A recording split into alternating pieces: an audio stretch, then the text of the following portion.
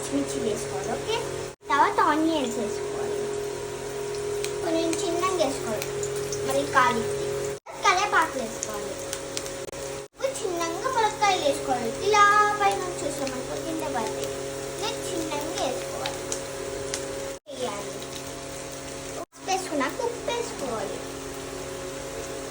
టమాటాలు కట్ చేసుకుని మిక్సీలోకి వేసుకొని ఆ గుజ్జు కొంచెం చిన్నగా వేయాలి ఉప్పు. టమాటా గుజ్జు వేసుకున్నాక కారం వేసుకోవాలి, వాటర్ వేసుకోవాలి. మూత పెట్టి కొంచెం మగ్గదిద్దాం. ములక్కాయ కూర రెడీ అండి. ఇప్పుడు అన్నం పెట్టుకున్నాము. ములక్కాయ కర్రీ రెడీ.